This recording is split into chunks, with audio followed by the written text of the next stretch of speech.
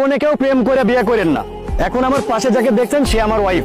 এখন অনেকে বলতে পারেন হাশেম ভাই তাইলে কি আপনি নতুন করে বউ ব্যবসায়ী হয়ে গেলেন? ভাই না, আমি কখনো বউ নিয়ে ভিডিও বানাই নাই এবং আগামীতেও বানাবো না। ওকে জাস্ট একটা কারণে এখানে দাঁড় করাইছি, কারণটা একটু আপনাদেরকে বলে দেই, আপনারা একটু শুনে চলে যান। এই মুহূর্তে আমার এই ভিডিওটা যদি আমার কোনো ছোট ভাই ব্রাদার দেখে থাকো, তোমাদের একটা কথা বলতে চাই, জীবনে প্রেম করে বিয়ে করো না। জীবনে প্রেম করে বিয়ে করো না। 8-9 প্রেমটা কবর দিয়ে দাও, তাহলে বেঁচে যাবে, নাহলে কিন্তু জীবনটা শেষ। এই যে দেখতেছ আমার পাশে, প্রেম করে বিয়ে করছি, দীর্ঘ 3 বছর প্রেম করছি। প্রেম করার পরে বিয়ে করছি। বিয়ে কিন্তু করছি আমি এসএসসি পরীক্ষার 3 মাস আগে। প্রেম করে পীড়িত করে বিয়ে করছি ভাই। পীড়িত করে বিয়ে করলে কি হবে জানেন? আপনার এহকাল, আপনার পরকাল, আপনার সারা জীবন, আপনার বাবা মা, আপনার শ্বশুর শাশুড়ি সবকিছু শেষ। আপনার পুরো জীবনটাই শেষ। এদের পাশে ধরো একটু আঙ্কেল, এই যেটা আমার মেয়ে, বহুত কষ্ট করে ওকে মানুষ করতেছি, বহুত কষ্ট করে। আসো, এই যে প্রেম করে বিয়েটা করছি, আমি কি হারাইছি আমার জীবন থেকে বলি। প্রথমত হ্যাঁ, আমার ভালোবাসার মানুষটা আমি পাইছি, এই দিক থেকে আমি হ্যাপি। কিন্তু আমার বাবা মাকে হারাইলাম, আমার আত্মীয় স্বজনকে হারাইলাম, আমার ছোট ভাই বোন সবাইকে হারাইলাম। এই যে ভিডিওতে আপনারা আমাকে এত হাসি খুশি দেখেন, মোটেও আমি এত হাসি খুশি না। হ্যাঁ, আপনারা বলতে পারেন আমি দক্ষ একজন অভিনেতা, আমি অভিনয়টা করতে পারি, কিন্তু আমি মোটেও হাসি খুশি না। যে ভিডিওটা আপনারা দেখেন সেগুলো আমার অভিনয় থাকে ভাই।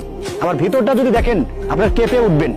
এসএসসি পরীক্ষার 3 মাস আগে বিয়ে করছি, বর্তমান বিয়ে পাস করছি সম্পূর্ণ নিজের উপার্জনে। এসএসসি পরীক্ষার 3 মাস আগে বিয়ে করেছিলাম। ওই এসএসসি পর্যন্তই বাপ মা খরচ দিয়েছে, তারপরে আর দেয় নাই, একটা পয়সা দেয় নাই। সম্পূর্ণ নিজে উপার্জন করে, গার্মেন্টসে চাকরি করে, বিভিন্ন কাজকর্ম করে আমি আমার পড়াশোনা শেষ করেছি এবং ওয়াইফ এবং বাচ্চাকে মানুষ করেছি। কেন? এখানে তো আমি একটু আমার বাবার ফ্যাসিলিটি পেতে পারতাম, এখানে তো আমার শ্বশুরের একটু সাপোর্ট আমি পেতে পারতাম, কিন্তু আমি পাইনি। কেন পাইনি? কারণ নিজের পছন্দ মতো বিয়ে করেছি বিদায়। এই যে ওয়াইফ, অপারেশন করার জন্য 35,000 টাকার প্রয়োজন, কেউ আমাকে সাপোর্ট দেয়নি। আমার বাবা মা বলেন, আমার শাশুড় শাশুড়ি বলেন, কেউ না। এখন আজকে যদি আপনার বাবা মা বিয়ে শাদী করায়, আপনার বাবা আপনাকে সাপোর্ট দিবে আপনার ওয়াইফের অপারেশনের সময়, আপনার শ্বশুর শাশুড়ি আপনাকে সাপোর্ট দিবে, বাট ওই সাপোর্টটা আমি পাই নাই। শুধুমাত্র টাকা পয়সা না ভাই, একটা সাপোর্টেরও প্রয়োজন আছে, একটা মানুষের সাপোর্ট করারও প্রয়োজন রয়েছে।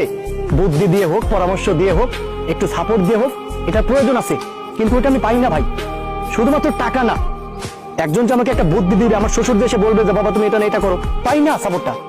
আমার বাবা যা এসে বলবে যে ঘাড়ের উপর হাত দিয়ে বাবা টেনশন করিস না আমরা আসি, ওটা দেয় না ভাই। সবকিছু নিজেরই করা লাগে, নিজেই উপার্জন করতে হয়, নিজেই পরিবার চালাতে হয়, নিজেই বউরে অপারেশন করানো লাগে। কষ্ট করে টাকা উপার্জন করে 25,000 টাকা প্লাস অপারেশন করছি 2 দিন আগে। অপারেশনটা ভালো হয় নাই, ওই অপারেশনটা আবারও করানো লাগবে। এটা কিন্তু ডাক্তারদের সিন্ডিকেটের কারণে।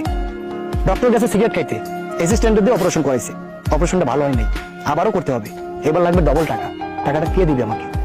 আগের বার অপারেশনের সময় আমার জীবন বের হয়ে গেছে, ওষুধ কিনতে, অপারেশনের